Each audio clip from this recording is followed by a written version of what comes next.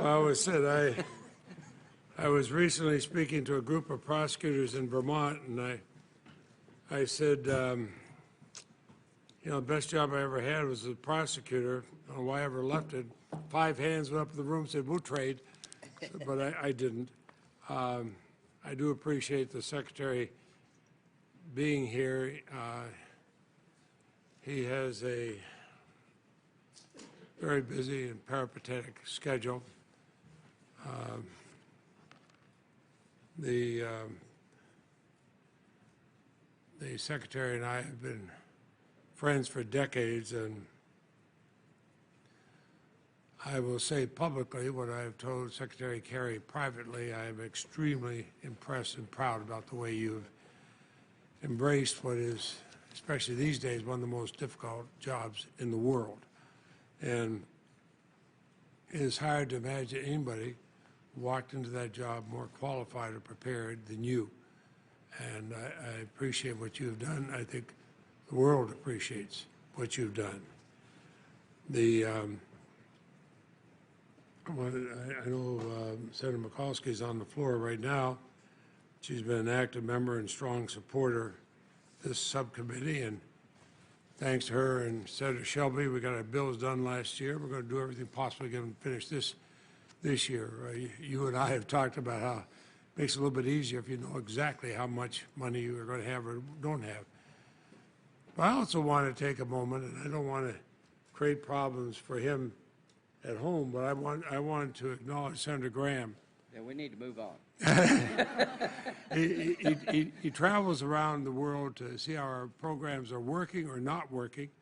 He and I have a close friendship, and we have tried to keep this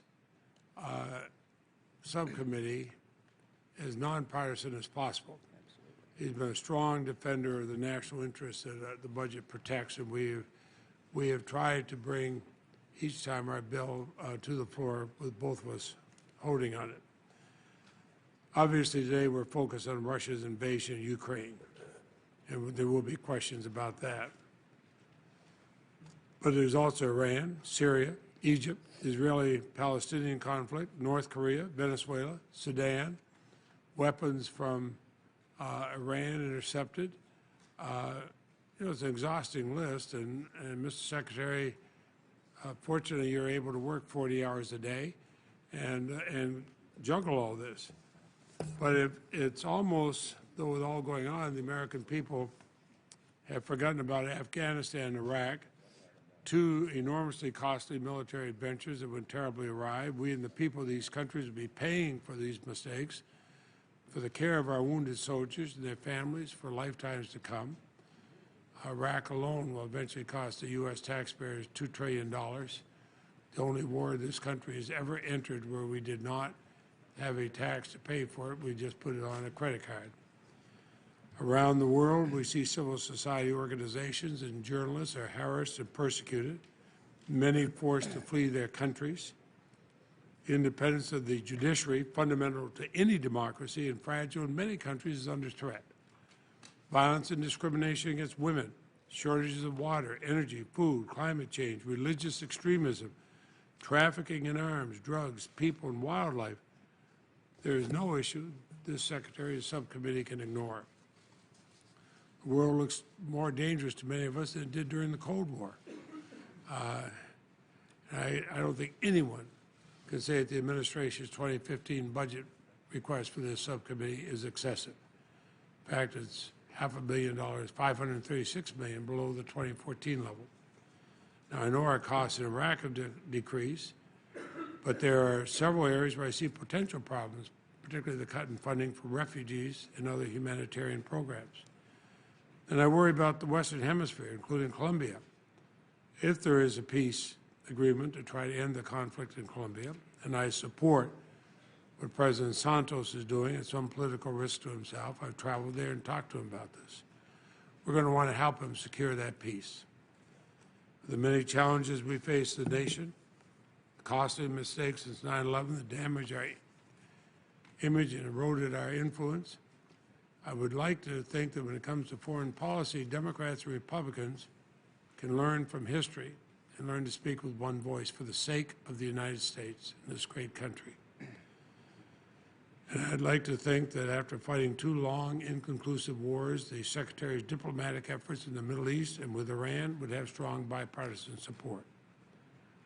Right now, we don't need a Democratic foreign policy or a Republican foreign policy. We need an American foreign policy. It's rooted in our values and the example we set, in which we can credibly ask others to follow. So I yield to Senator Graham, and then, Mr. Secretary, the floor will be yours unless the chairwoman comes and wishes to make a couple words. Well, thank you, Mr. Chairman. I've really enjoyed this committee. I want to compliment the members on our side in a time of $17 trillion national debt and a country being financially strapped. Bipartisanship has reigned when it comes to the 1% of the budget that the country has available to us to affect outcomes throughout the world and help people in a way that will help us. So Senator Coates is a former ambassador to Germany. Mark Kirk is sort of a legendary in his understanding support for Israel in the Mideast. And when I hear at home, if we just got rid of foreign aid, our problems would be solved. I understand people feeling frustrated about the world and how dangerous it is, but this 1%, I think, has been well managed, better managed over time. Mr. Secretary, your folks are doing a great job in Africa. I'm spending a lot of time in Africa, and you can see what President Bush started, President Clinton, but the Bush initiatives have been carried on by the Obama administration. And I want to have a hearing one day about the rate of return on investment, in the amount of money we set aside to fight AIDS and malaria, develop healthcare opportunities in a continent that's under siege. And the people in Africa, it's not lost upon them. The Chinese are there for a different purpose. They see America and NGOs and the faith-based community in a very positive light. This is where many ways the radical Islam is moving that direction. And we're going to cut them off. We're going to cut them off not just militarily, but we're going to help them. So, Mr. Chairman, we have a few differences, but when it comes to trying to keep this bipartisan and use the money wisely to help the American taxpayer, whether it's helping Jordan, who's being overrun by refugees, we work well with the State Department. And, Mr. Secretary, I don't know how many miles a month you travel, but nobody can ever say that John Kerry has not been trying. You show up everywhere in the world where there's a conflict, and I want to help where I can. We'll have some differences, but on behalf of the American people, thank you for being involved. And to all committee members, particularly on the Republican side, thank you for seeing the benefit that this account can offer our nation.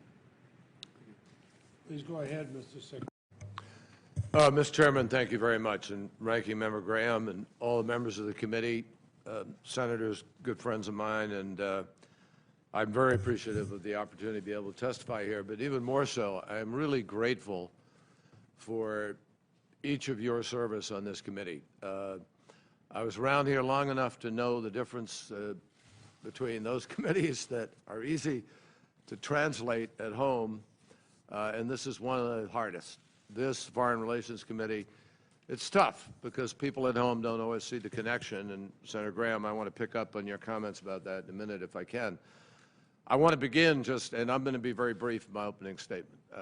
I want to begin by, first of all, just telling you what a privilege it is for me to lead this extraordinary department, Department of State, USAID, and the remarkable men and women who put themselves on the line every single day. They're not wearing a uniform, but a whole bunch of them are taking risks in this dangerous world we live in.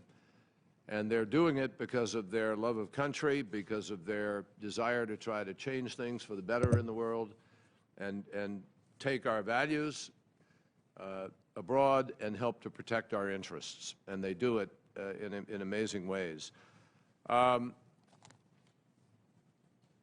Senator Graham just mentioned the effort of sort of trying. I believe we're getting a lot of things done. And I believe we are making a difference in many places, and we can talk about that in the course of the morning, because it really is part of what translates into the return on investment that Senator Graham talked about. And there are just so many different parts of the world where people don't see how America has made the difference, but we are making the difference in place after place. And that makes America, people say, well, okay, so what does that mean? It makes America more secure. It also opens up relationships that wind up growing economies, which means business for American companies, means jobs at home in every state, every district in America. And we can show that, and we need to do more of showing it, and we intend to.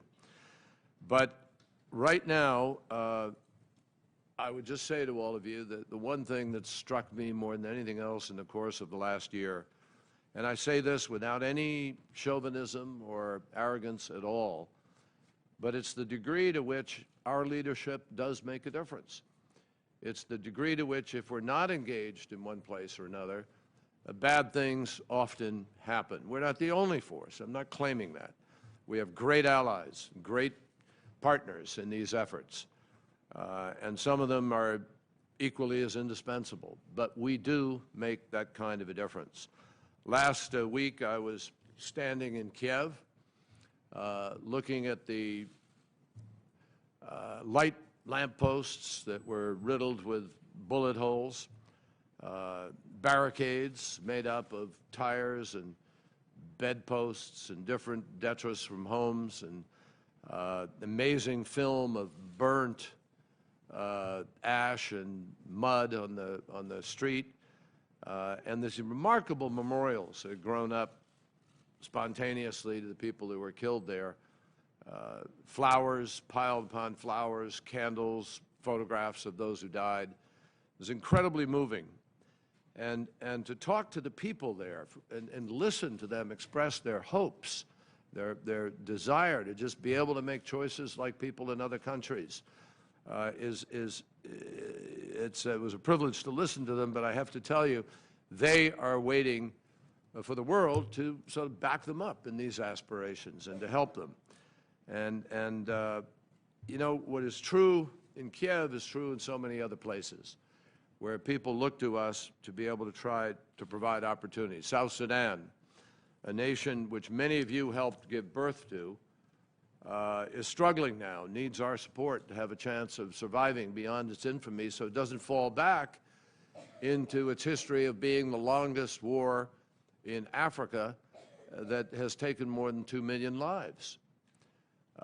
What we do matters in the Maghreb, where the State Department is coordinating with France in order to take down al-Qaeda there, make sure that French forces have the technology and the weapons that they need. What we do matters in Central Asia, where we're working with several nations to stop the trafficking of narcotics and keep more heroin off our streets and cut off financing for terrorists and extremists, all of which makes Americans safer. What we do matters on the Korean Peninsula, where we're working with our partners in the Republic of Korea to make sure that we can meet any threat and to work towards the denuclearization of the Korean Peninsula. I was recently, a few weeks ago, in China, where we had very serious discussions about what the Chinese can do in addition to what they're already doing in order to have a greater impact on the denuclearization process. And we are working with Japan and the Republic of Korea in order to make sure they don't feel so threatened that they move towards a nuclearization and self-help. Thanks to the State Department's work, the South Koreans are now making the largest contribution they have ever made towards our joint security agreement. What we do matters significantly where we support freedom of religion, and that is true from Bosnia to Indonesia, protecting universal rights of people to practice their faith freely and working to bring an end to the scourge of anti-Semitism. And it isn't just what we do in the budget. Mr. Chairman, you know this better than anybody. It's an essential part of who we are as Americans. I also know from my experience here in Congress, particularly under the budget constraints that you've referred to, that you shouldn't tell anybody that anything that costs billions of dollars is a bargain. We understand this is important money to American citizens. But when you consider that the American people pay just 1 penny of every dollar in the tax dollar for the $46.2 billion that is our budget, flatlined and down from where it was in 2013, I believe the American people are getting an extraordinary return on investment. Now, some members of Congress believe we ought to have larger budget cuts, but I have to say to you, when I measure what is happening in the world, the challenge in the Maghreb, in the Sahel, in the Levant, in all of the Middle East, in South Asia, the challenge of huge numbers of young people under the age of 30 who are yearning for opportunity, yearning for their opportunity to touch what they see and know everybody in the world has today, because we're such an interconnected world. When I see the possibility of radical religious extremism grabbing them instead of the opportunity to have an education, the opportunity to get a good job, we better understand that threat to us. That's real. And we will deal with it one way or the other, either now and get ahead of it, or later when it's a bigger problem. Now, for me, it's no coincidence that the places where we face some of the greatest national security challenges are also the places where the governments deny basic human rights and opportunities for their people, and where there is very little public discourse and accountability with any kind of free press or media or capacity for people to speak out. So that's why supporting human rights and stronger civil societies and development assistance, investing in our partnerships with allies, these are the surest ways to prevent the kind of horrible human tragedies that we are in the business of addressing in today's very complicated world. I also think we have to remember that foreign policy in 2014 is not all foreign.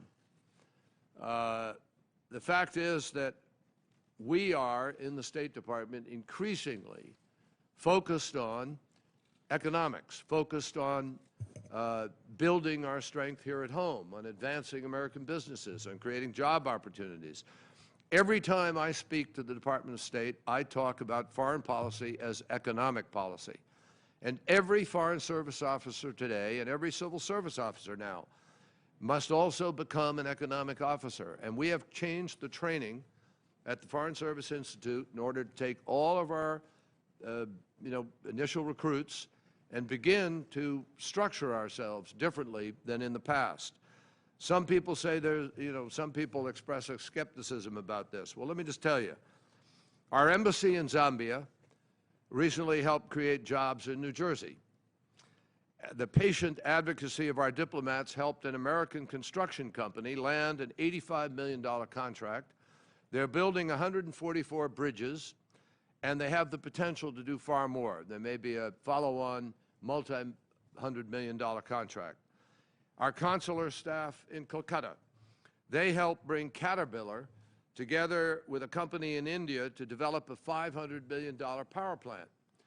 When 95% of the world's consumers live outside of our market, and when foreign governments are out there extremely aggressively chasing RFPs, requests for proposals, contracts, jobs, opportunities, and they're backing their companies in a very significant way, we need to understand we're living in a different world than we were in the Cold War when America was the single powerhouse economy of the world and everybody else was recovering from the war, World War II. Now, then you could make mistakes and still win. Now you can't. It's a different economic, competitive, it's a different marketplace. We believe this budget strengthens our partnerships where so many of our economic and security interests converge in East Asia Pacific region. And with this budget, we're bolstering our bedrock alliances with South Korea and Japan, and we're developing deeper partnerships with Vietnam, Indonesia, the Philippines, and others as they assume greater security roles. And finally, I would just say to everybody, as we make these investments and project our values and our power in places that we need to in order to protect our interests, there is no way that we can eliminate all risk, especially in a world where our interests are not confined to prosperous capitals. We can and will do more to mitigate risk, and I'm pleased to tell you that the budget that we have implements all of the recommendations of the Benghazi Arb report and makes additional investments above and beyond those. So it's fair to say we are doing the best we can in a difficult budget environment where we have caps and we had a budget agreement.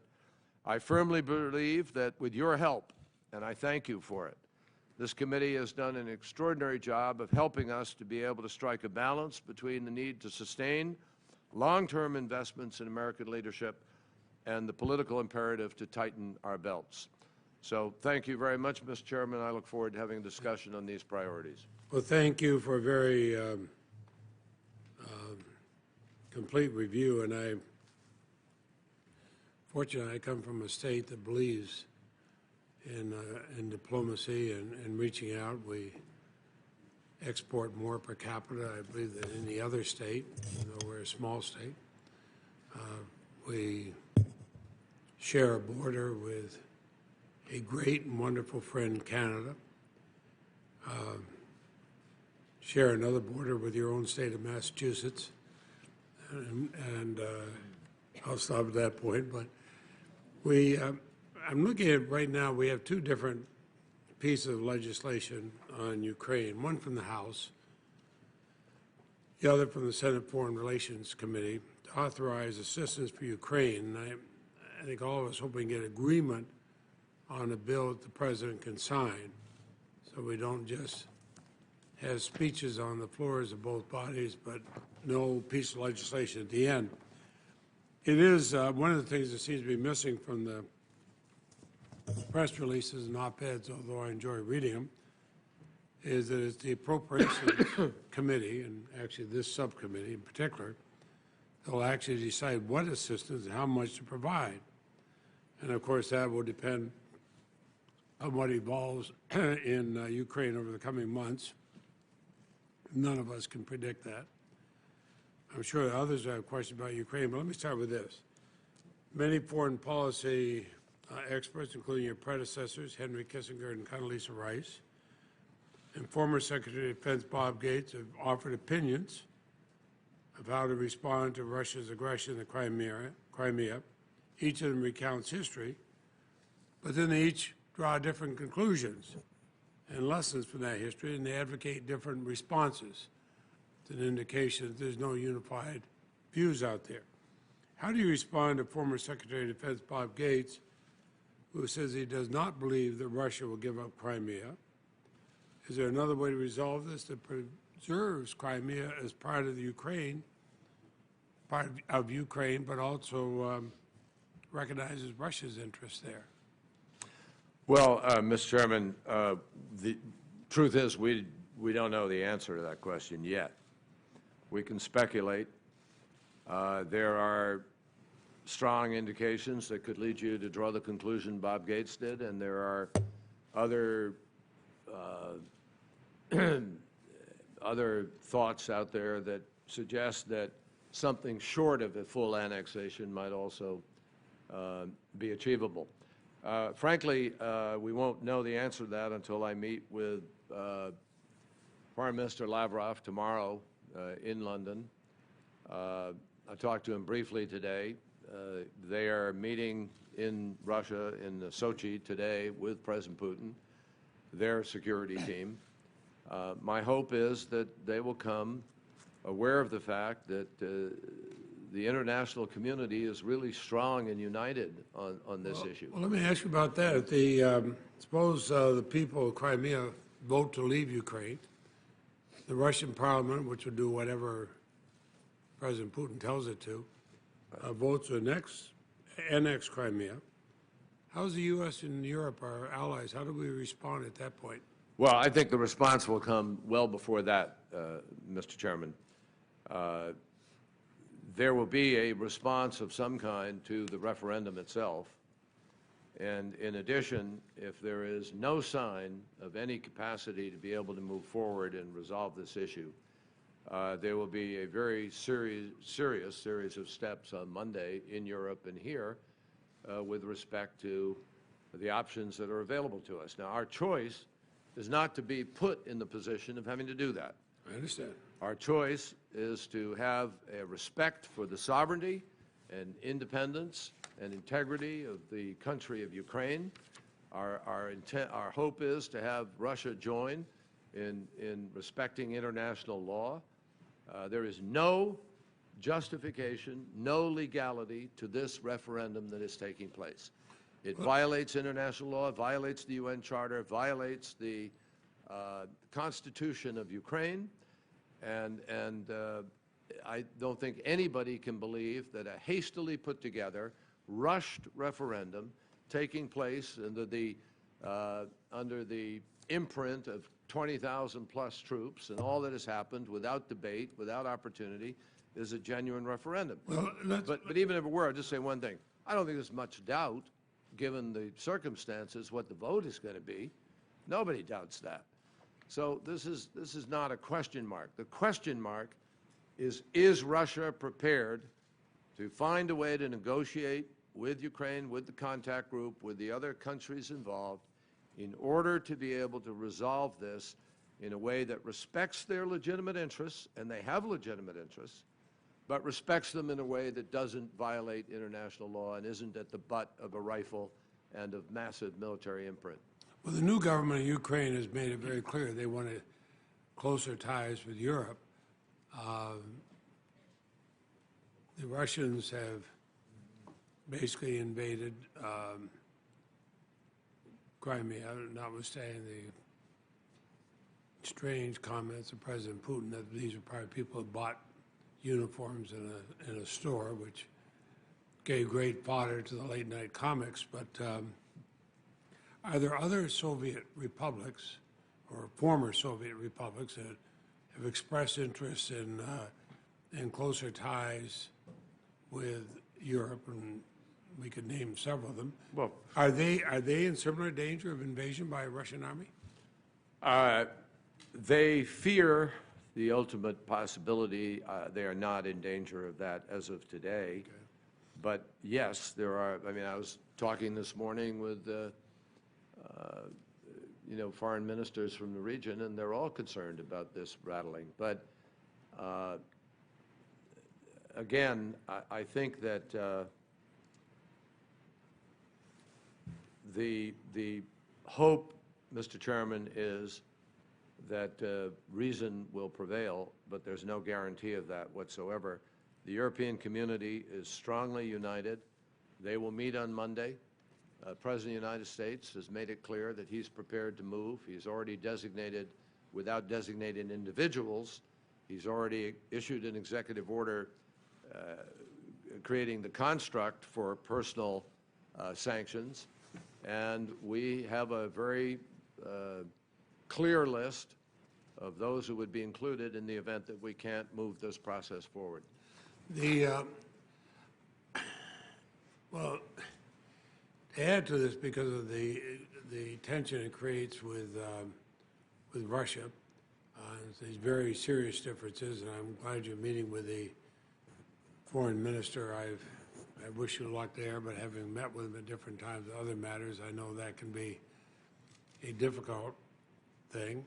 But we're working with Russia, and you helped engineer this, and I applaud you for it, for the removal of chemical weapons from Syria. We've worked with them hoping we can bring this horrible, horrible tragedy to an end in Syria with the continuing humanitarian disaster of refugees, something that is destroying generations to come. We have our negotiations with Iran over its nuclear program. Russia involved with that. Is this going to affect, let me take it one by one. Is it going to affect the removal of chemical weapons, the possibility of a diplomatic solution in Syria, and thirdly, the negotiations with Iran over its nuclear? Well, we hope not, Mr. Chairman, but obviously it has the potential to. It has the capacity to. I've talked about that with Foreign Minister Lavrov. He's aware. We're aware. of that being one of the ingredients in this, which we hope would push people towards a more reasonable path. But there is no way to predict it.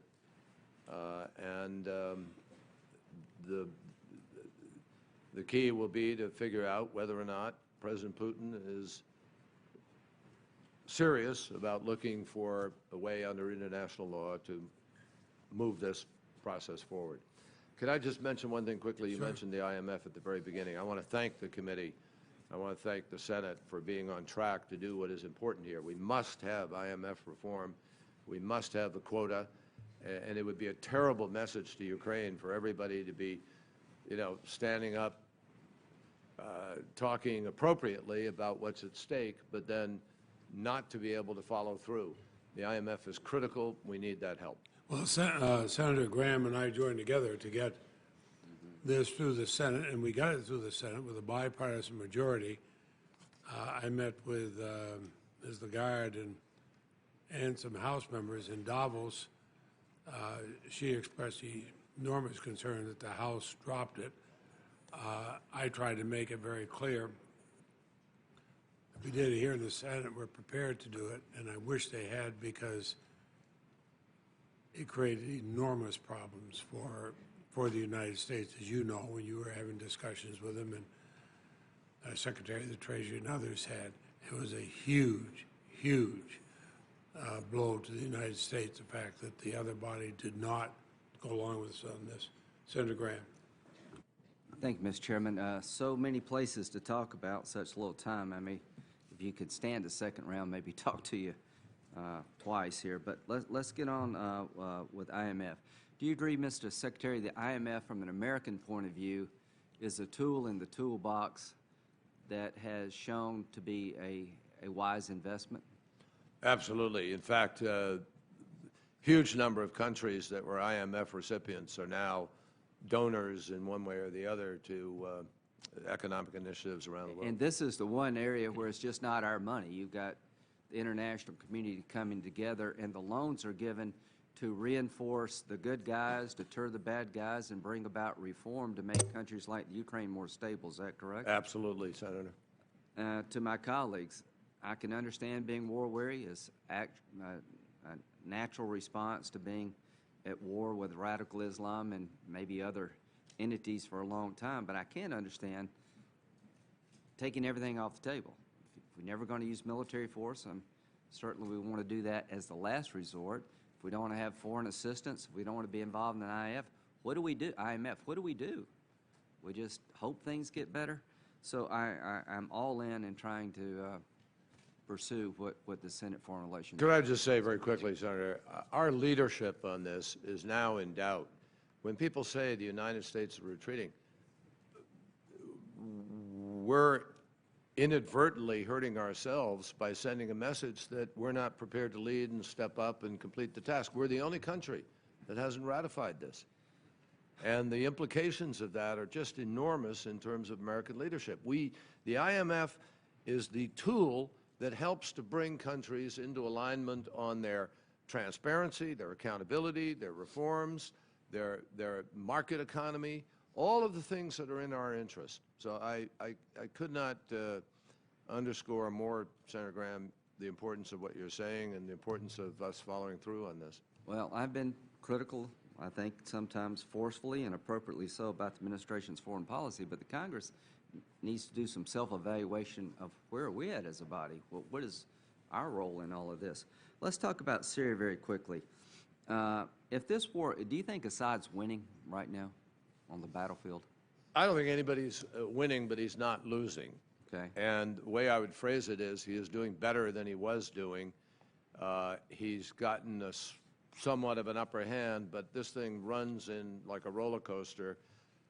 It's not going to be solved militarily. The only trajectory we're sure of is that refugees are coming into Jordan and Lebanon at a pace that's unsustainable. Absolutely true. Would you agree? Would you reinforce the American people, if this war goes on another year and we're in this situation where the battlefield is basically as it is today, that Lebanon and Jordan are going to be in great peril? Indeed, Senator, and I appreciate the opportunity to say a word about it. Jordan is a critical ally to the United States. Jordan has been a partner with Israel, a partner with the United States, a significant partner in the region for peace and for stability.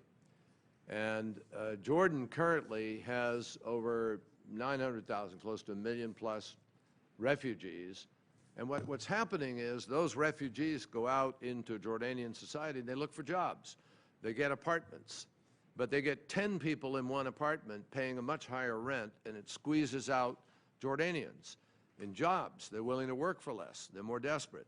They therefore affect the marketplace. They affect the entire political fabric of the country, and it begins to destabilize. Likewise in Lebanon.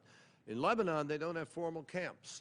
You have almost 900,000 Syrian refugees scattered throughout Lebanon.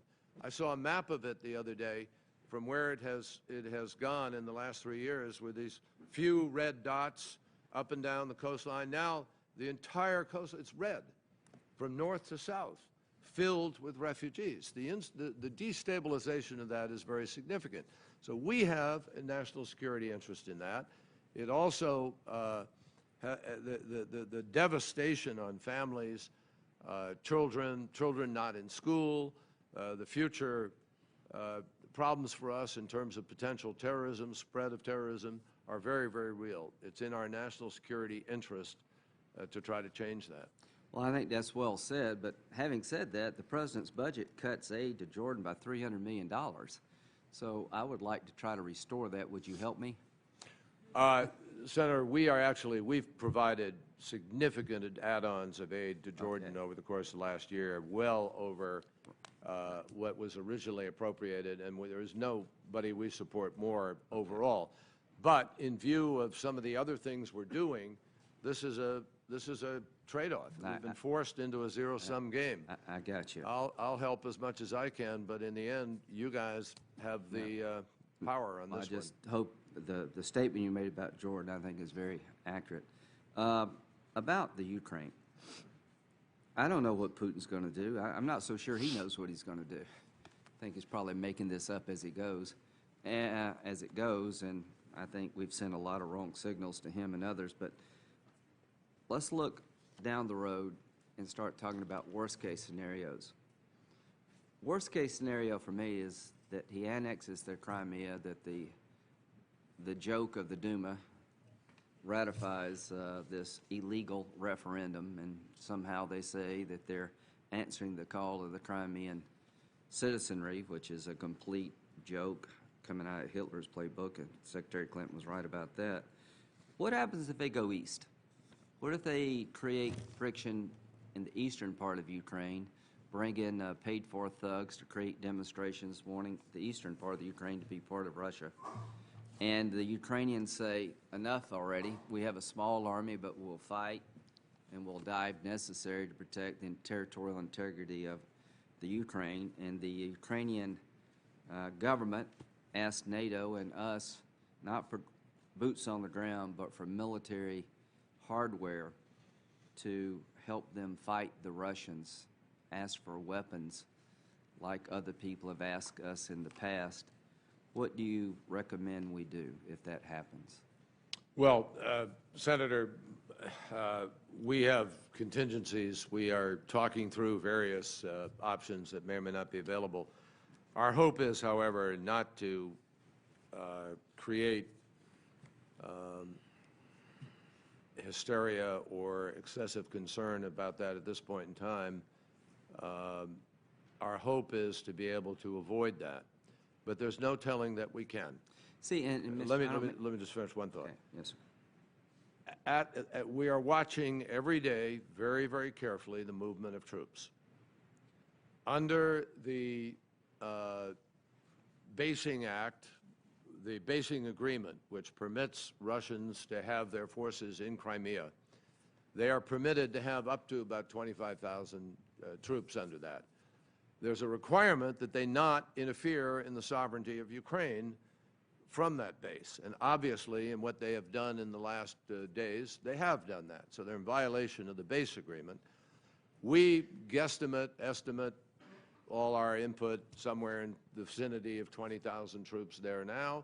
So they're not above the limit. to the best of our judgment. But we also make the judgment at this point that they don't have the assets in the places necessary to be able to, say, march in and take over all of Ukraine. But that could change very quickly, and we recognize that. The options, according to the Ukrainians themselves, are there would probably not be an all-out confrontation initially, but you would have a long-time insurgency / counter effort that they will fight. And these are people who know how to fight, and they're committed to that one way or the other. So there are a lot of different options, but I think before we get there, we have a number of options to make it clear to President Putin the level of isolation that he might be asking for and the degree to which many of the people around him, if not him himself, could be affected by that choice in very real ways before you get to any kind of troop and other kinds of evaluation. Well, I hope we never get there, too, and I don't want to take any more time. I'll like to have another conversation with you, but just one final point. I really do believe that Russia is all in for Assad because he believes it's in their interest to keep Assad afloat, and you're supplying him with all the arms he needs, and seems to be working. I just want the Ukrainian people to know that when we say we stand by you, that has some context.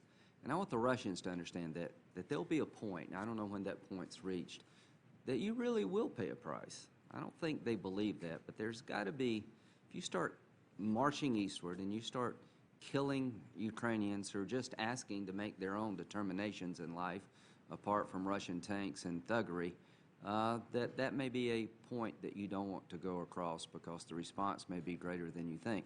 Thank you, Mr. Chairman. Senator, just 30 seconds. I'd just say to you that I have been impressed by how united our European allies are on this. And we had a conference call this morning with foreign ministers on the phone, all the contact group, and to a person, they are very, very committed to a country to make sure that there is accountability.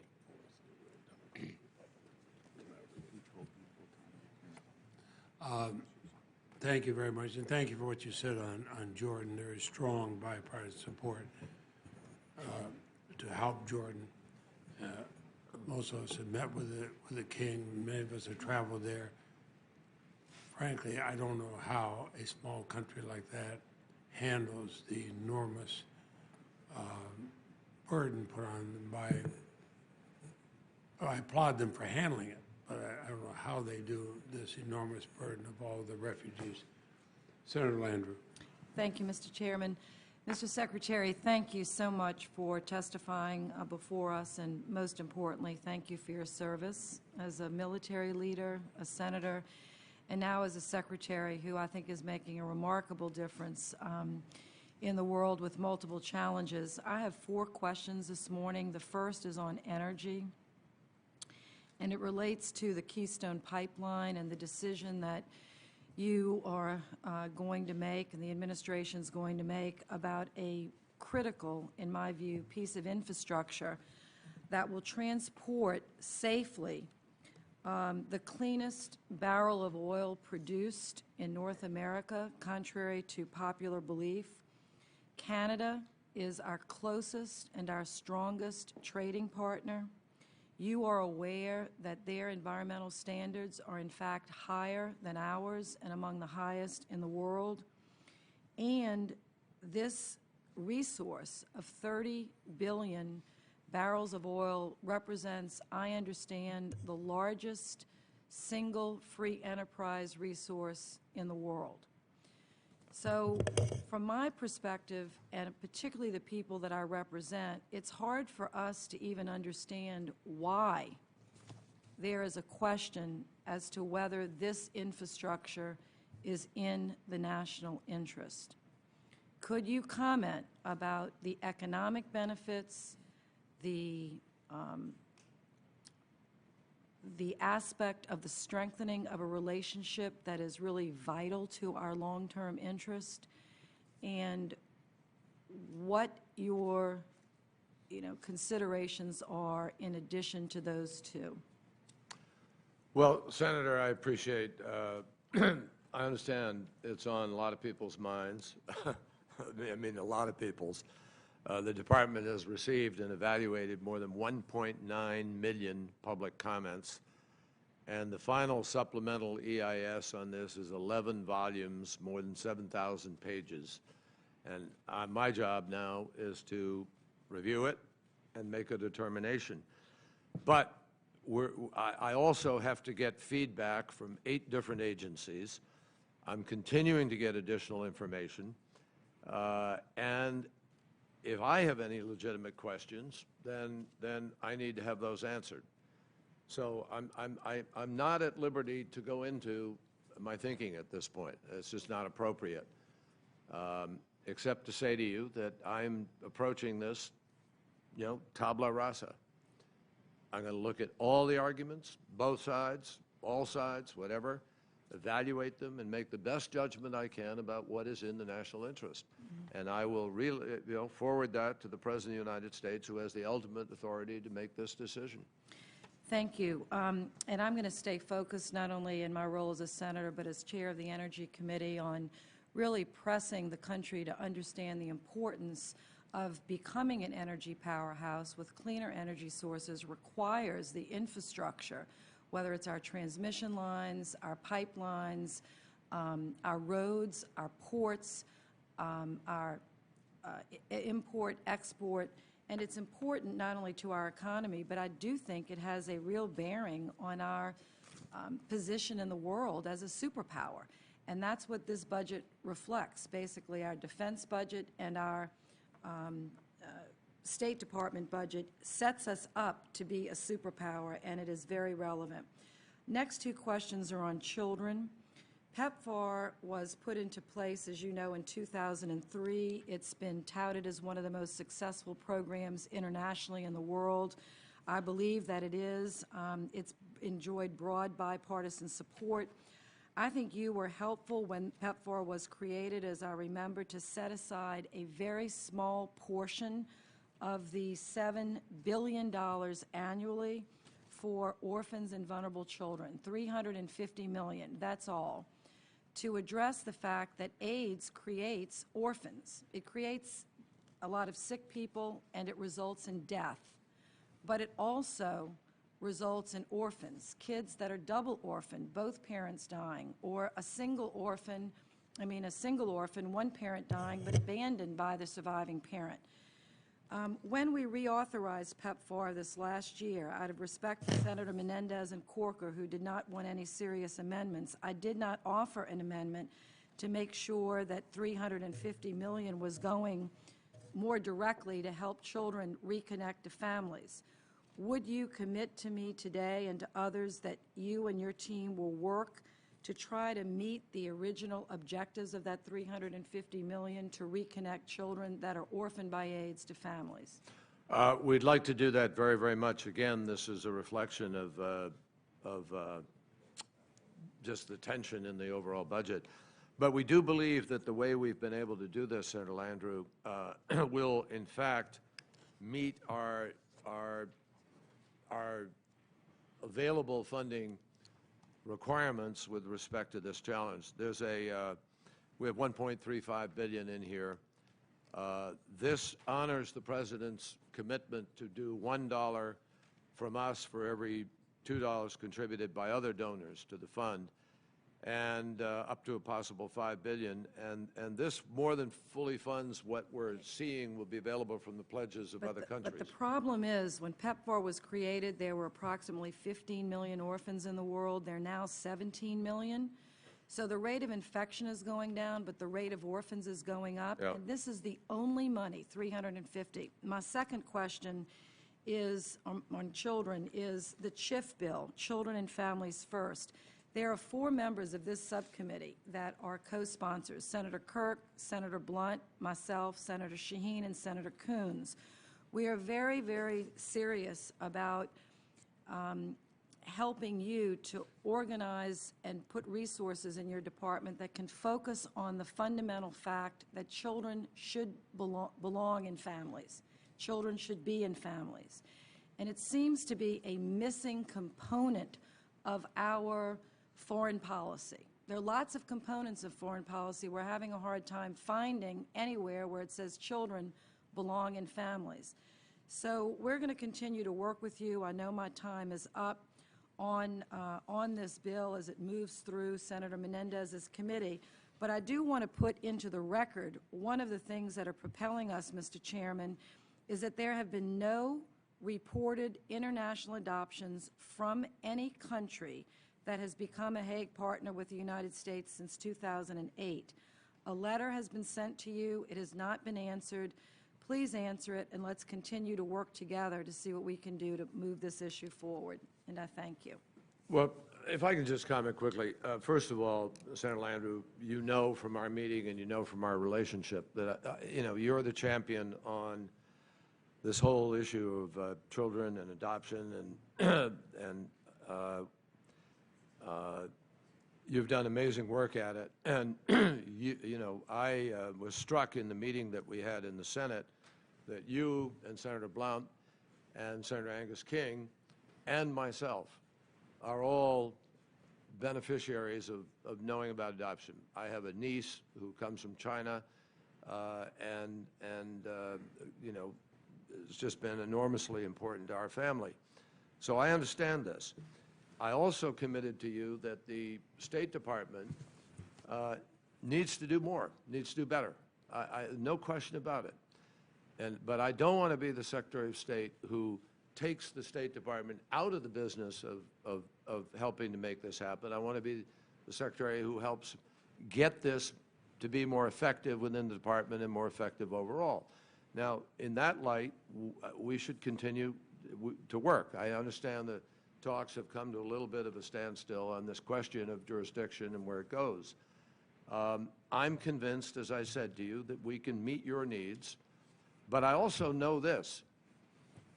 Embassies are holistic, and they deal with all of the policies within a country.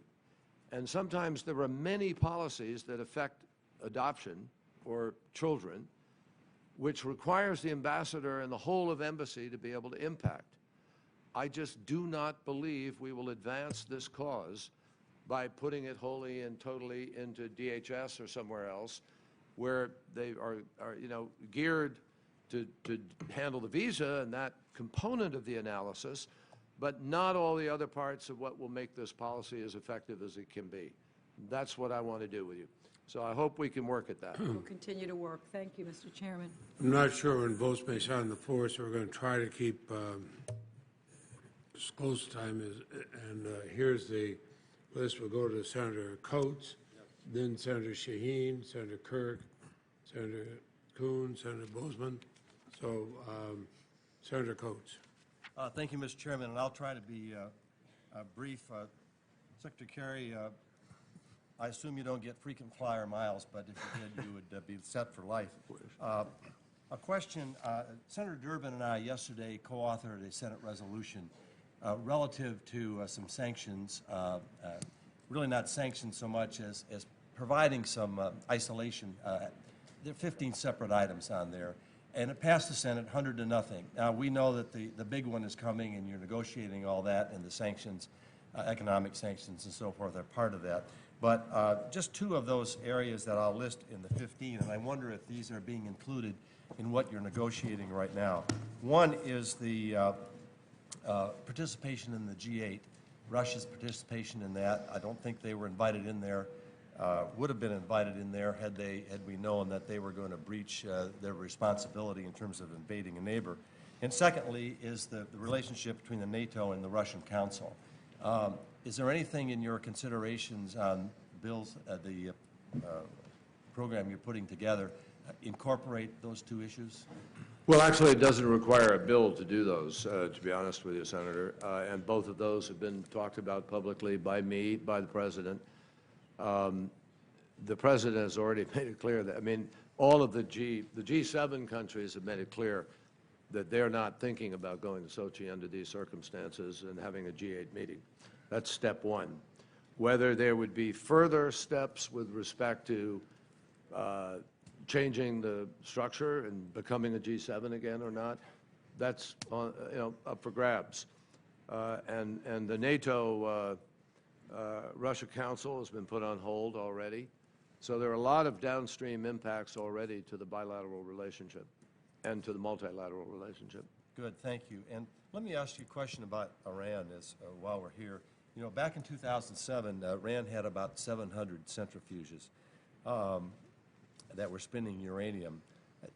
Virtually the entire community of nations indicated that that's too dangerous of a situation to tolerate. The UN Security Council then began passing a series of resolutions demanding that this effort stop completely. The United States, led in many ways by the Senate, you were a member there at the time, went through the careful and I think painstaking process of both diplomacy and tough sanctions, all aimed at explicitly enforcing the Iranian regime to end enrichment activities. And that struggle has gone on. Now it appears to me that in the P5+1 negotiations, that goal has been set aside. You have a better understanding of where we are right now than I do, but I have not seen any reference, either by you or anyone else, to these Security Council resolutions and the demand that enrichment activities be completely and immediately suspended. Has that goal been abandoned? And I guess my question is, does the administration still seek to force the Iranians to give up enrichment, or have we basically decided that that is not going to be part of our negotiations for an ongoing comprehensive agreement? Senator, what date did you attach to the 700 centrifuges? 1990? 2007. 2000. 2000 what? 7. Yeah, well, 2001, there were, I forget, it was in the several hundred, I think, 2002. Now there are about 19,000. That's where we've traveled in this don't talk, don't sit down journey. Which is why sanctions have probably played an instrumental role. Absolutely. In the effort. And what's brought us to the table to begin this negotiation are a combination of sanctions, but also I think fairness requires that we say that with the election of President Rouhani, there was an effort, a conscious declaration by Iran. They're going to reach out and attempt to see if they could get out from under this cloud. So we are now testing that proposition. And in the first step, it's not an interim agreement, it's a first step towards a final comprehensive agreement. We are ratcheting them back from where they are. The 20% uranium that is enriched today has to go down to 0 over the course of these next 6 months. Now 4 months left. And they are reducing it. The 3.5% stockpile that they have cannot grow. So they're basically frozen there. On the Iraq plutonium reactor, they are under the requirement not to put in any component that could contribute to the commissioning of that reactor. No fuel, no additional, and they have to give us the plans for it, which they're done. In addition, we have inspectors within Fordow. We didn't have any before the agreement. We have inspectors at Natanz. We didn't have them before the agreement. And we have inspectors on a less frequent basis in the Iraq production facility. We also have the right to inspect their storage facilities for centrifuges. We are following and tracking their milling and mining of uranium so that we're tracking from cradle to grave. And we have begun the process of putting in place very intrusive verification and so forth. Now, at this point in time, the UN resolutions are active. And there's a goal of trying to implement that. I can't tell you today whether or not that's achievable. And so the goal hasn't changed, but we're in a negotiation where the real goal is to guarantee that they cannot get a nuclear weapon.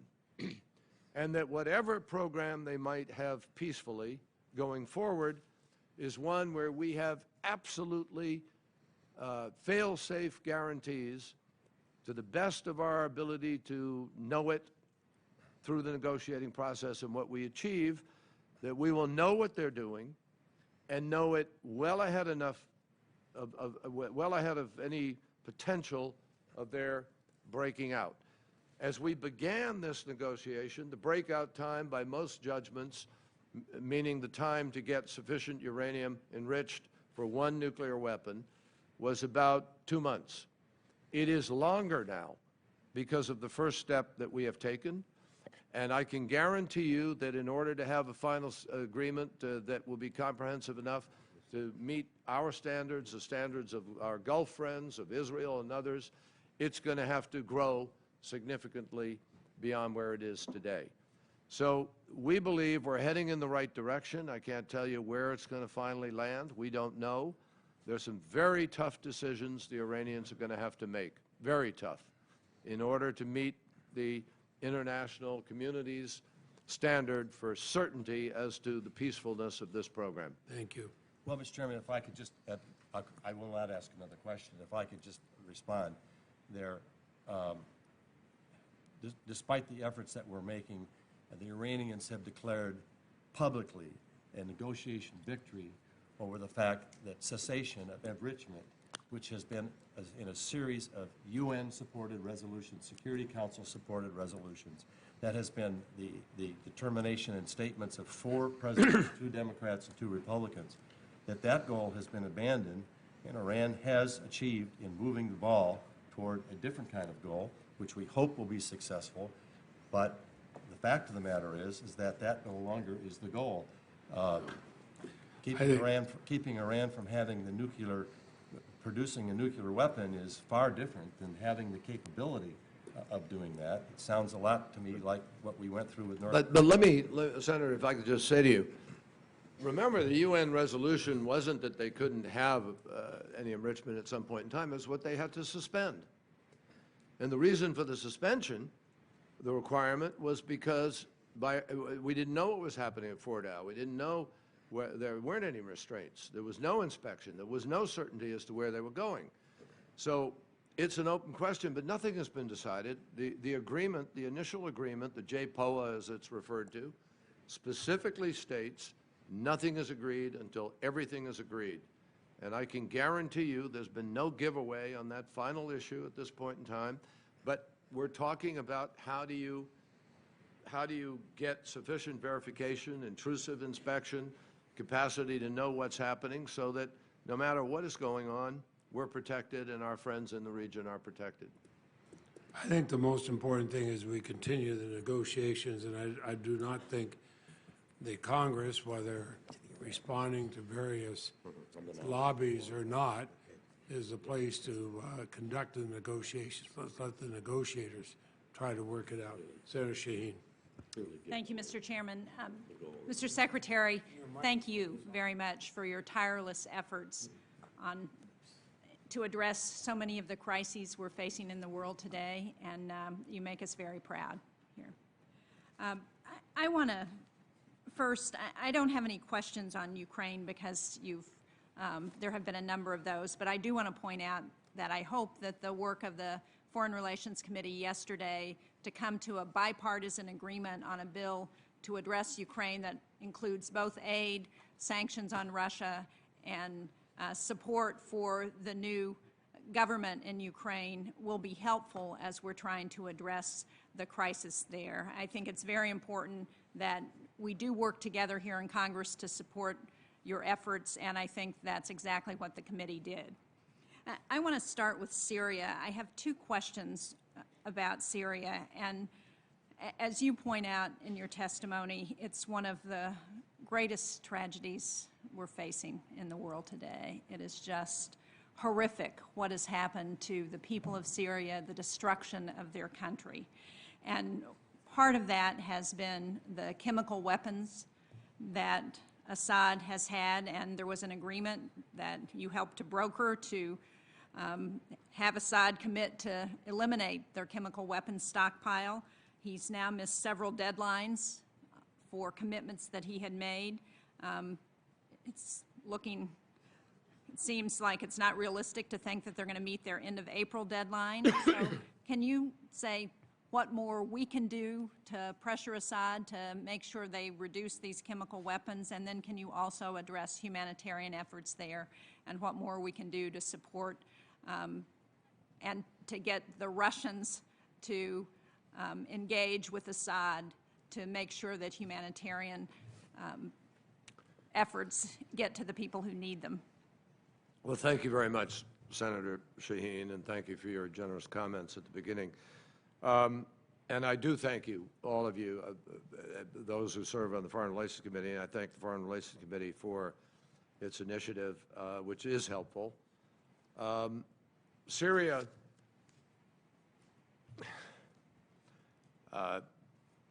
is deeply troubling for all the reasons everybody in the committee understands. And it's also troubling for other reasons, not that you don't understand them, but they're not written about publicly that much.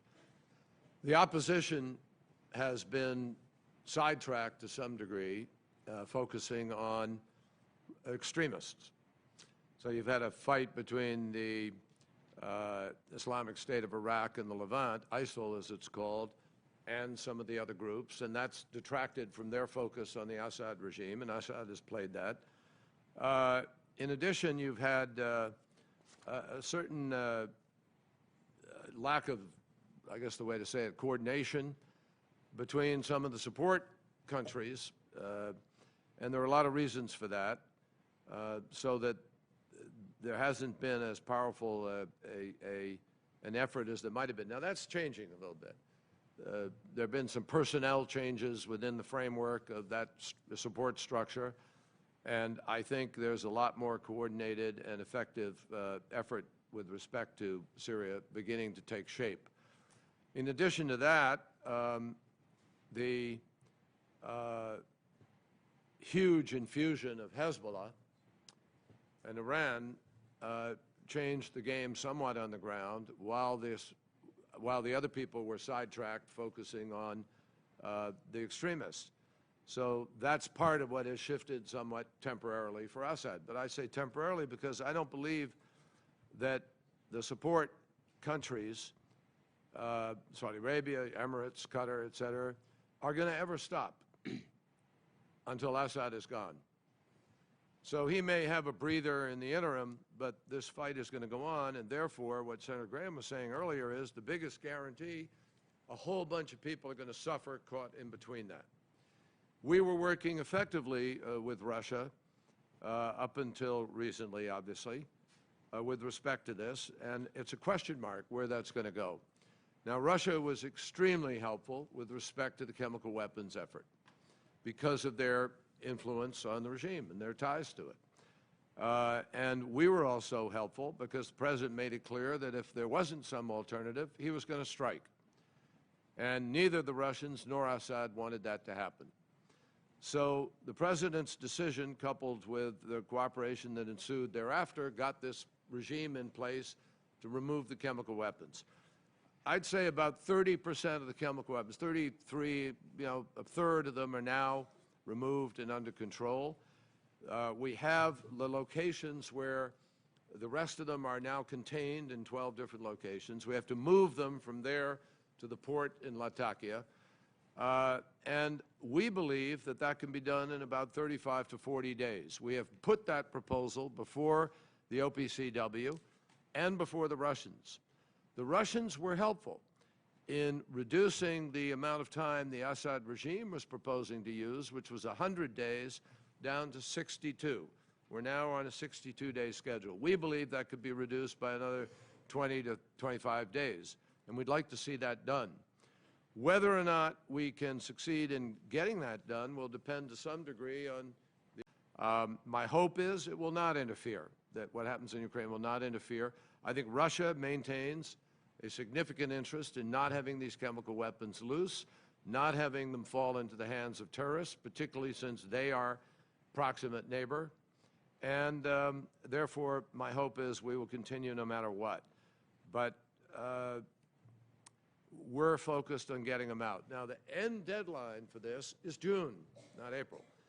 So in fact, we are operating within the time frame still. I still believe it's possible to achieve this, and we're going to stay focused on it. Thank you very much.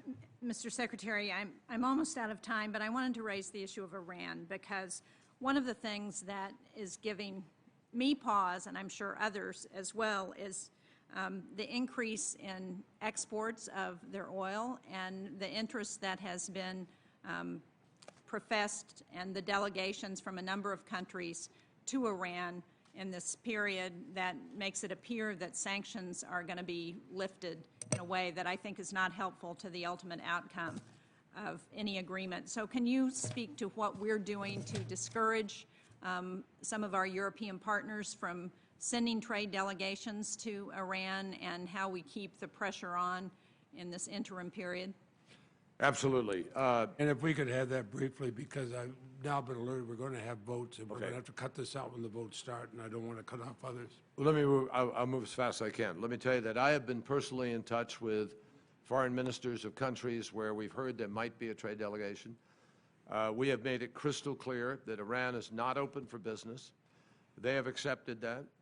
They are not cutting deals. There are people who've traveled, but there have not been new deals. And where there have been, we've told people that if they transgress any component of the sanctions regime, their businesses will be sanctioned.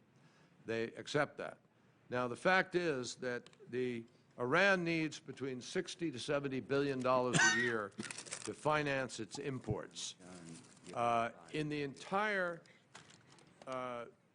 first step agreement here, there's maybe $6 to $7 billion that will be released through the increase in the oil export, and that's legit under the process that we created. But no sanction has been lifted. Nothing in the architecture of the sanctions regime has been changed whatsoever. Iran's economy contracted by 6% last year. It is expected to contract again this year. Inflation remains at almost 40%. And we're just very, very clear that, 2 months into this, very little additional economic impact has flowed to Iran for a number of reasons, because banks are uncertain how to deal with it. There's a lot of uncertainty about where this is going to go. Our strict enforcement of the sanctions has, in fact, acted as a deterrent to many people deciding to get engaged, and we've sent very strong messages through Treasury and the State Department that there will be consequences to anybody who tries to circumvent them. Okay. And one last thing, and we have sanctioned additional people. There's some senators that are not going to get a chance to ask questions if we don't keep on time. We're going to go to Senator Kirk, Senator Coons, Senator Bozeman, Senator Blunt. Senator Kirk, 5. Recognize 7 minutes. I will, Mr. Secretary, send to you your attention a chart that we've done on the cash flow regarding Iran. We estimate that Iran had about $20 billion ready liquid assets before the P5+1, and now has about $25 billion bucks, and that is the additional oil revenues that you talked about, and money released by the United States back to Iran, showing about 50 years of Hezbollah payments that we have issued to her, that Iran now has, with her improving cash flow position. I would expect that we would see even more terrorism with this additional money available to the Islamic Republic of Iran. Well, Senator, with all due respect, the fact is that Iran has huge economic problems. And I'm guaranteeing you that all that, whatever additional flow of money there was going to them is not all flowing, or I can't tell you the amount, but to Hezbollah, because they have enormous challenges at home and demand on that money. There is no way Iran is better off when we are taking somewhere between $15 and $30 billion and putting it into a frozen asset fund. That's what's happening right now. And so they're losing. They're losing enormous sums of money, and more than $100 billion that is now frozen and growing in its amount because of the amount that our sanctions are depriving them of. And the release of some, as I've said, the release of this money, in fact, I don't even agree with that figure. There's no way that the release of the funds under the agreement has resulted in that, and I'll tell you why. Because the funds are only released on an incremental basis month to month, and we're only 2 months in. And so there is no way they've received, I don't know what the total amount is, billion? So, I mean, it may be $1 billion or so. Interrupt you that I believe the first payments, the Iranian delegation at the P5 is not, it's paid for and rented by 400 million regular payment. Of course, I know why Javid Razi, the foreign minister, is there. Of course, I know why he's there, because he's being paid to be there. I think I had a long discussion along with Congressman Israel with the foreign minister, who is a long and eloquent Holocaust denier. Has he raised that subject with you? No, but I raised it with him on one occasion. But we're focused on the nuclear negotiation right now, Senator.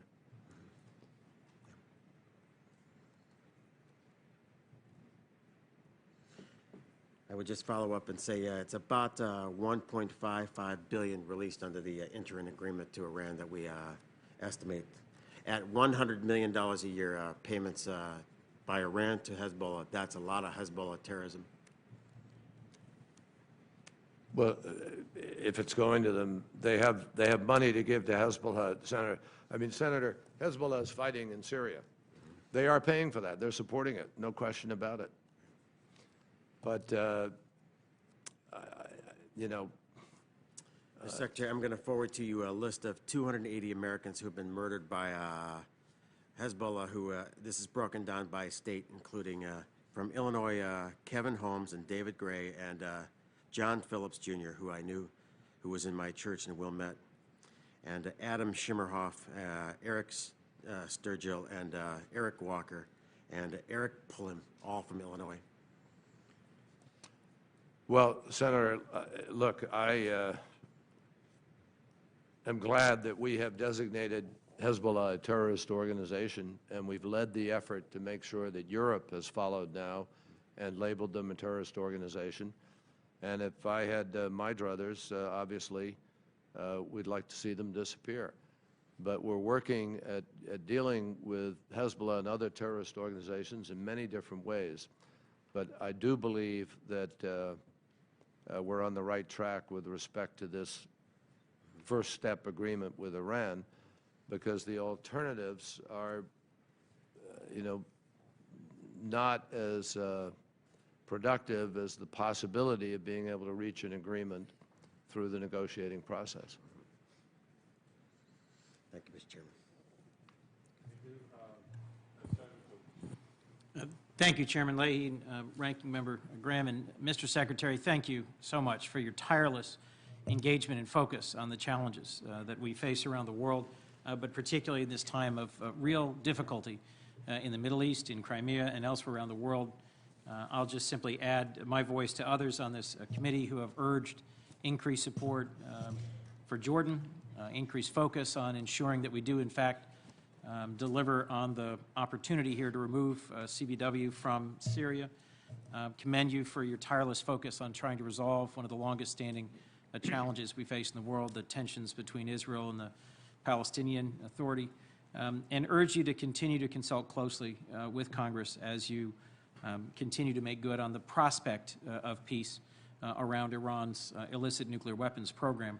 I stand with many of my colleagues in ensuring that we provide you the resources you need in order to carry forward on any agreement delivered, and that ultimate agreement prevent any pathway, whether through uranium or plutonium, to a nuclear weapons capability for Iran. I also was pleased in your opening statement that you emphasized the importance of economic engagement with Africa and the prospects it holds for our country for job creation, as well as sustaining our vital investments in PEPFAR, in MCC, and in other programs. Given the impending votes and the number of other senators waiting, let me just mention a few topics across Africa, and then to the extent we have time for your response, I'd welcome it. First, I look forward to working with you and the chairman and others on this committee to ensure that there are the resources needed to support work on fighting wildlife trafficking.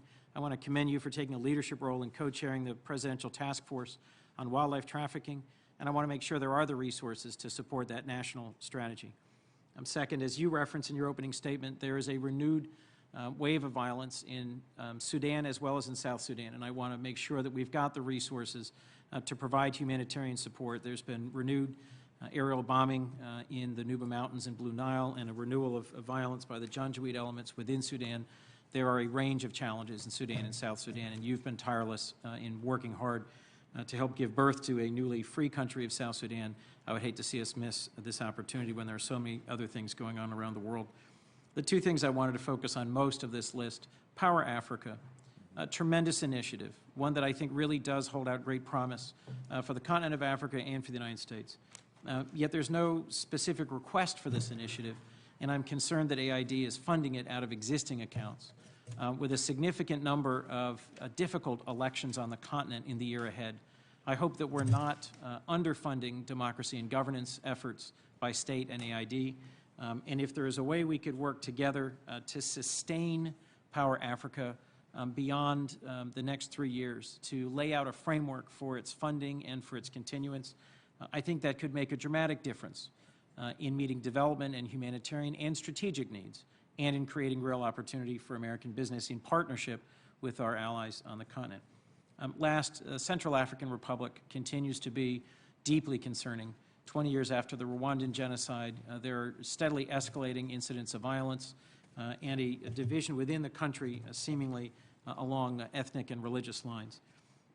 Given the shortfall we face in our peacekeeping accounts, I'd be interested in hearing your views on how we can meet our obligations.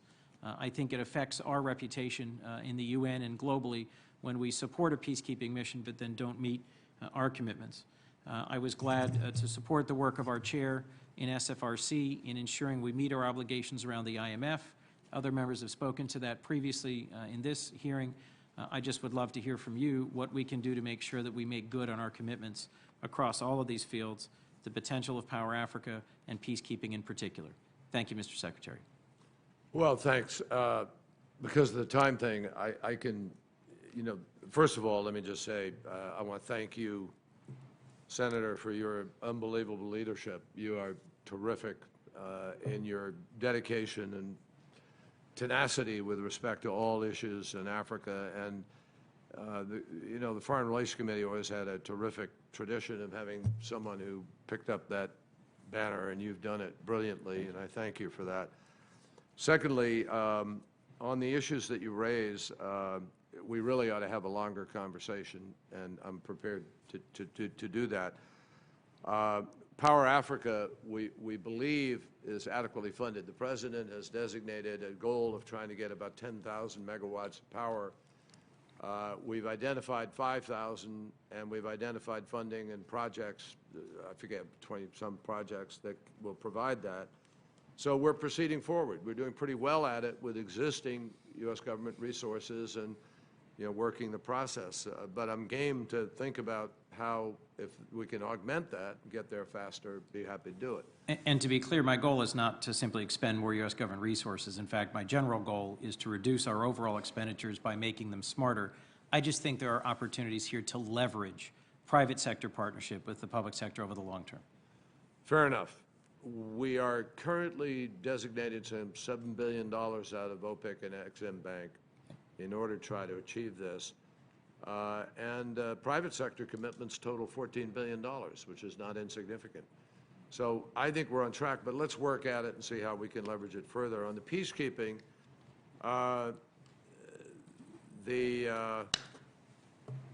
we support reduction or close. Some of the missions have been reached a point where we could begin to close some of them. East Timor, we're looking at reduced assessments for Liberia, Haiti. But then we have new ones that have come on, as you know. And we've increased by $342 million our commitments for Mali, Somalia, South Sudan. We've put additional money beyond that into South Sudan, by the way, on the humanitarian basis. My sense is that we have another problem in it, that we pay at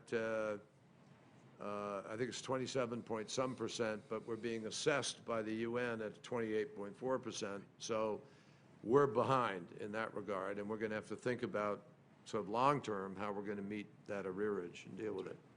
I'm eager to work with you on that, seeing the press of time. Thank you very much. I understand you have more pressing obligations. I look forward to a chance to talk through these issues when the current situation's resolved to some extent. Thank you, Mr. Secretary. Thank you. Thank you, Mr. Chairman, and thank you, Mr. Secretary, for being here with us. I just want you to comment on a couple things very quickly.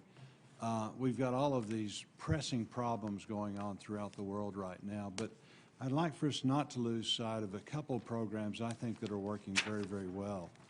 PEPFAR, in fact, I think you called this the most successful foreign assistance program ever. I know that you've been very, very supportive, President Bush, now President Obama, lots of different individuals on both sides of the aisle. Can you just comment on it real quickly and just reassure us about PEPFAR's sustainability into the future? The answer is we believe we have funded it. The global fund is, slightly reduced, but actually we plussed that up. Am I right? Yeah. There is no question in my mind. I mean, I'm proud to say that that effort really began in the Foreign Relations Committee and with Bill Frist when he was here, and we had support from Jesse Helms. We passed it unanimously in the Senate. It was the first AIDS legislation for global efforts, and that led to PEPFAR. President Bush made a tremendous commitment to it. I think the original, $15 billion, and then it got doubled, and President Obama has continued it. We're looking at the potential now of a first-time ever AIDS-free generation of young kids as a result of where we are. We believe the funding is at a level, notwithstanding a slight reduction, where we're going to be able to not just continue it, but take it to fruition in its targeted goals. So I think we feel very confident about it. Good. 10-year anniversary, 1 million children born AIDS-free. I think that's something we can be very, very proud of. Millennium Challenge Corporation, the MCC, again, along the same vein, I think it was ranked first among international donor organizations by an NGO that tracks transparency.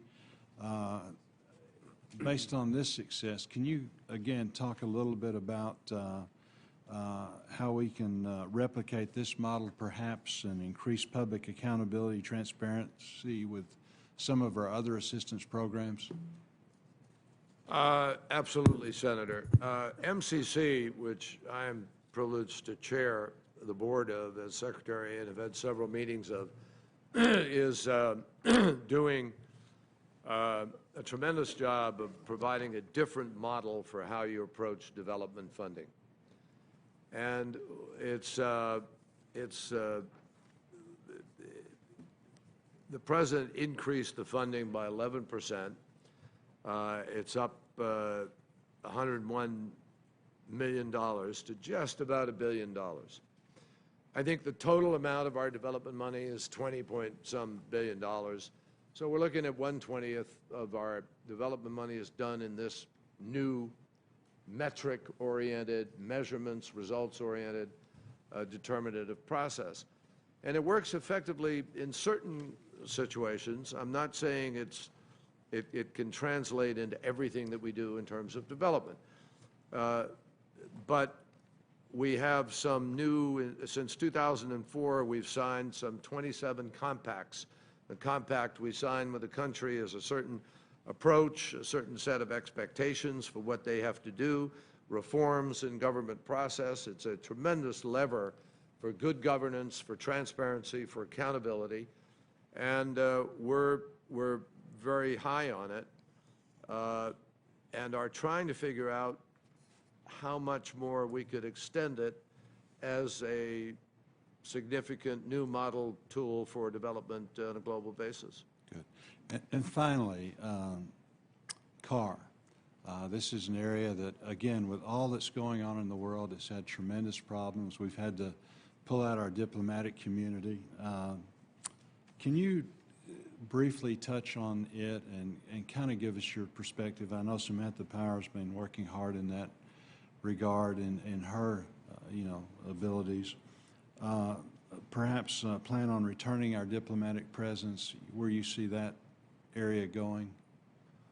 Well, we're working very closely with the French, I think you know, and we are providing an additional $100 million to assist the African Union-led International Support Mission, MISCA.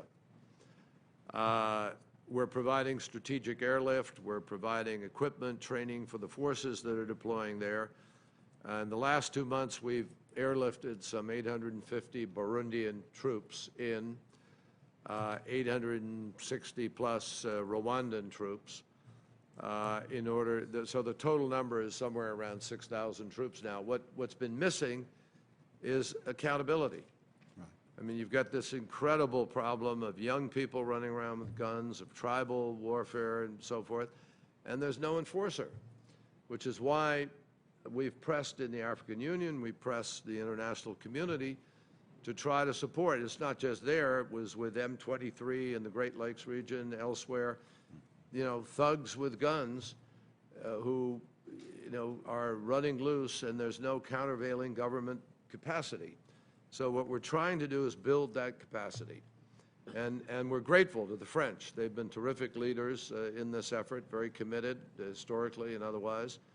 And we're doing our part to try to provide order through a government force that is present, that holds people accountable for their actions and begins to lead people towards a development agenda, towards a governance agenda that is the only way ultimately to provide the stability necessary. This is an area where there are huge resources at stake, and that's part of the battle. Unbelievably resource rich, unexploited through a sort of legitimate market of any kind, and that creates a lot of this chase for riches, which is at the butt of a gun. So we're trying to come in with some development capacity, governance leadership capacity, and creating the kind of force that could help to provide stability so those other things can take hold. Thank you, Mr. Secretary.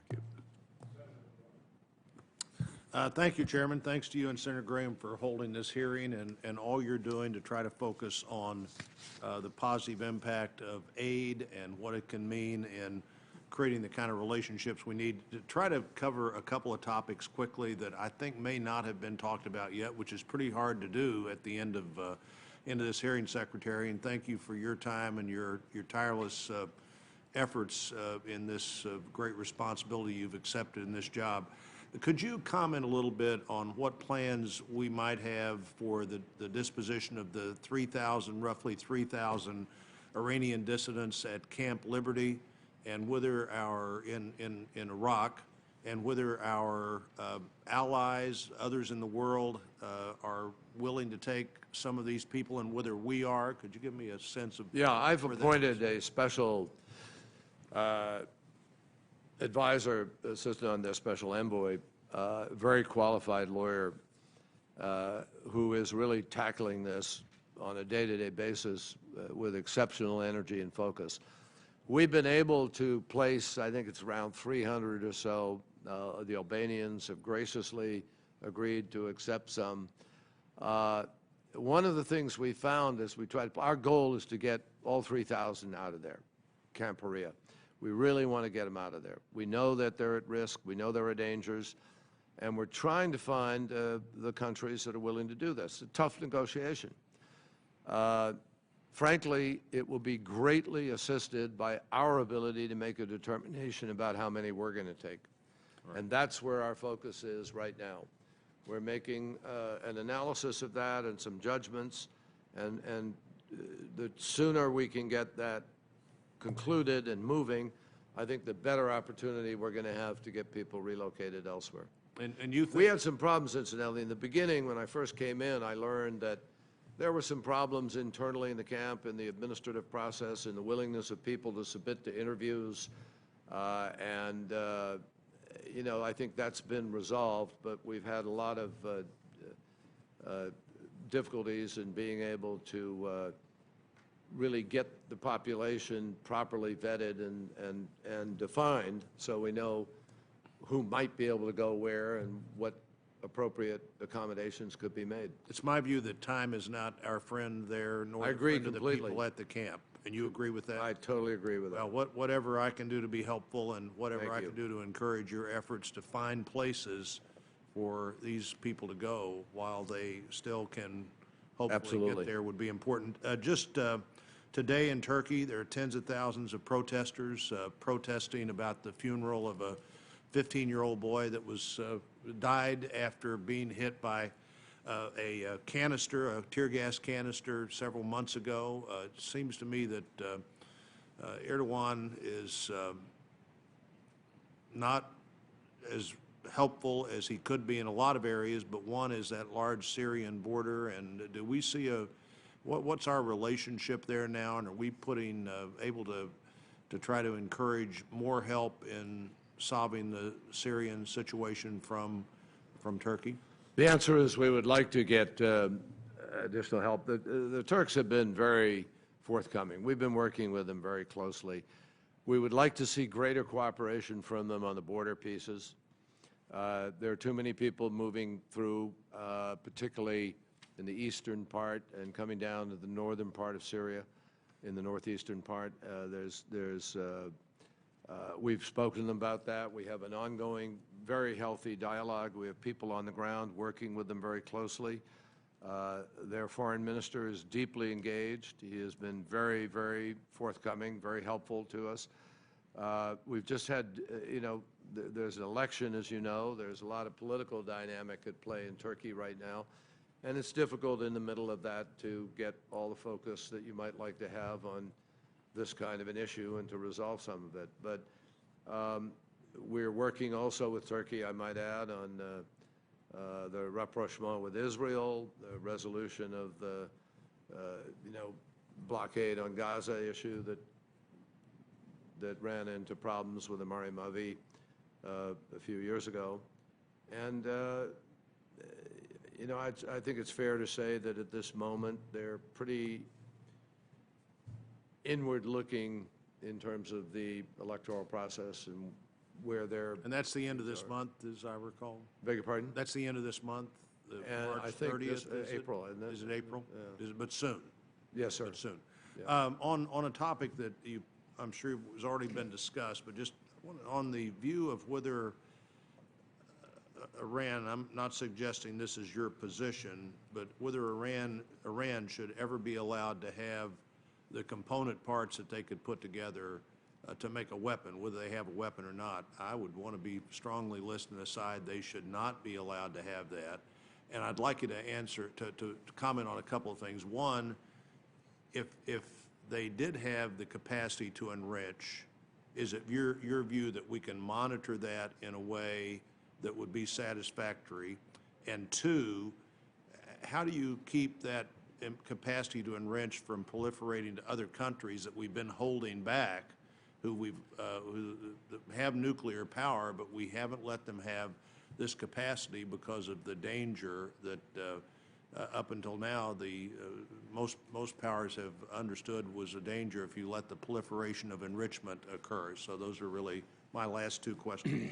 Well, most countries that have chosen to pursue some kind of nuclear power capacity have not chosen necessarily to enrich for themselves. Some have, so there's a precedent. It's not the majority, obviously. There are different reasons for one country or another having an argument that they might want to enrich to some degree. My current judgment, you say, can we monitor? At this point, not completely, no, and that's why we're negotiating, is to make sure that we can completely, ultimately.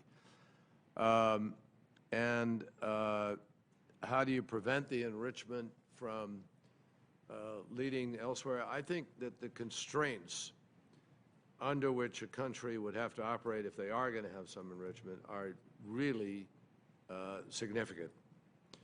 I mean, we're talking about a need to know beyond reasonable doubt, not guess, but to know what is happening on any given day in any given facility.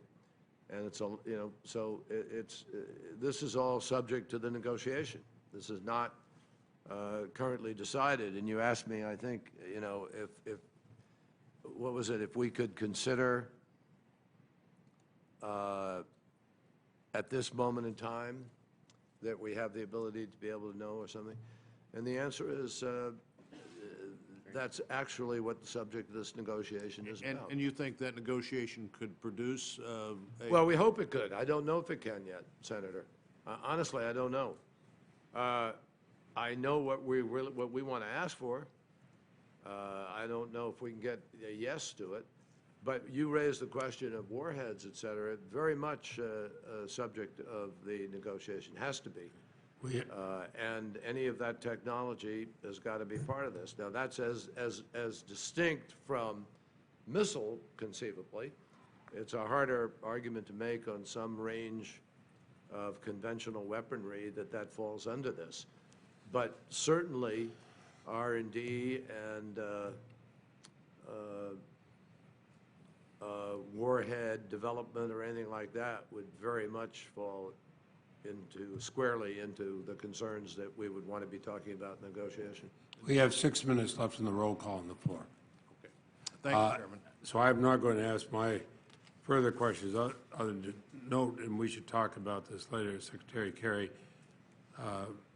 We were lobbying, Congress was, to say that if the Palestinians were invited to UNESCO, we would show how tough we were in our support of Israel by withdrawing payments to UNESCO. What that meant, of course, we lost our vote in UNESCO, so we're not able to protect America's interests or Israel's interests there. All we do is watch the Russians, the Iranians, the Syrians, the Chinese, Palestinians have the vote. So I hope you work with the Congress. I would like to see us get a waiver so we could get back in there and actually do what is best in America's interest. And we need to address the Avena court decisions on the right of consular access for foreigners arrested in this country. Departments of Defense, Homeland Security, State, and Justice all support doing something on this. Chief Justice Roberts has. It's overdue. We should do something on it. Senator Graham. Thank you, Mr. I know you've got a million things to do. A little bit of homework here. Could you maybe just inform the committee in writing? There's a debate in the Congress where we should sell Apaches to the Egyptian regime. I think, Ms. Secretary, that the Egyptian army has not met the goals that we all would hope. We're not transitioning to democracy in a meaningful way, in my view. Could you inform the committee, in your view, what kind of role should the Congress play regarding aid to Egypt, particularly military aid? I don't want to send the wrong signal and undercut efforts to get the transition to democracy. Do you agree with a statement by the DNI that the al-Qaeda presence in Syria is building up and is becoming a threat to the homeland? Yes. Okay. When it comes to Israel, it's been our position that the Palestinians should recognize the Jewish state. That's part of your negotiating position, is that correct? Yes.